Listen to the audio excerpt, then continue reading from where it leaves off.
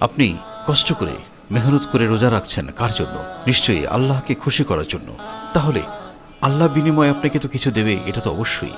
কিন্তু আল্লাহ তাআলা আপনাকে যে দেবে আপনাকে তো চাইতে হবে। ইফতারের পূর্বে এমন একটি দোয়া রয়েছে যেটিকে বলা হয় রমজান মাসের শ্রেষ্ঠ দোয়া। এই দোয়াটি আপনি পাঠ করলে আপনি যা চাইবেন তাই আপনাকে আল্লাহ তাআলা দিয়ে দেবেন ইনশাআল্লাহ। আপনি জানলে অবাক হবেন যে এই দোয়াটি মহানবী সাল্লাল্লাহু আলাইহি সাল্লাম বিশেষভাবে শিখিয়ে দিয়েছিলেন হযরত আয়েশা রাদিয়াল্লাহু তাআলাকে। ভাবুন তো, যদি আল্লাহ আমাদের সমস্ত গুনাহ মাফ করে দেন তাহলে দুনিয়া ও আখিরাতে আর কি চাই? ইফতারের আগে চোখ বন্ধ করে মন থেকে এই দোয়াটি পড়ুন। হয়তো এই দোয়ায় বদলে দিতে পারে আপনার তাকদীর। দোয়াটি হলো আল্লাহুম্মা ইন্নাকা আফউন তুহিব্বুল আফওয়া ফাআফু আন্নি। আমি আবারও বলছি, আল্লাহুম্মা ইন্নাকা আফউন তুহিব্বুল আফওয়া ফাআফু আন্নি। হে আল্লাহ, নিশ্চয়ই আপনি ক্ষমাশীল, আপনি ক্ষমা করতে ভালোবাসেন, তাই আমাদের ক্ষমা করে দিন।